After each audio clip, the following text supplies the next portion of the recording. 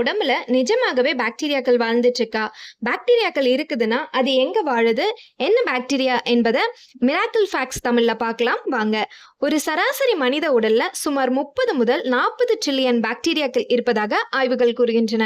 எளிமையாக சொன்னால் மனித செல்கள் மற்றும் பாக்டீரியாக்களின் விகிதம் ஏறக்குறைய 1:1. அதாவது ஒவ்வொரு மனித செல்லுக்கும் ஒரு பாக்டீரியா உங்கள் உடலில் உள்ளது.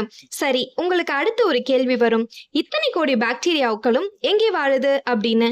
பெரும்பான்மையான பாக்டீரியாக்கள் சுமார் 95% உங்கள் செரிமான மண்டலத்தில், குறிப்பாக பெருங்குடலில் வாழ்கின்றன. கட் ஹெல்த், தயிர் போன்ற ப்ரோபயோட்டிக் உணவுகள் இந்த நல்ல பாக்டீரியாக்களை வளர்க்க உதவும். வாயில் மட்டும் நூற்றுக்கணக்கான வகை பாக்டீரியாக்கள் உள்ளன. உங்கள் தோலின் மேற்பரப்பில் லட்சக்கணக்கான பாக்டீரியாக்கள் பாதுகாப்பு கவசமாக உள்ளன. எல்லா பாக்டீரியாக்களும் நோயை உருவாக்குவதில்லை.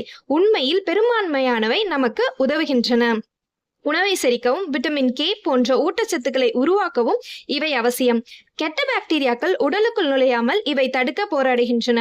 இன்னும் ஒரு சுவாரஸ்யமான உண்மை, உங்கள் உடலில் உள்ள அனைத்து பாக்டீரியாக்களும் ஒன்றாக சேர்த்தால் அதன் எடை சுமார் 1 முதல் 2 கிலோ இருக்கும். கிட்டத்தட்ட உங்கள் மூளையின் எடைக்கு சமம். எனவே பாக்டீரியாக்கள் என்றாலே அழுக்கு அல்லது நோய் என்று நினைக்க வேண்டாம். அவை நம் வாழ்வின் ஒரு முக்கிய அங்கம். இந்த தகவல் உங்களுக்கு பிடிச்சிருந்தால் மிராக்கிள் ஃபேக்ட்ஸ் தமிழை சப்ஸ்கிரைப் பண்ணுங்க.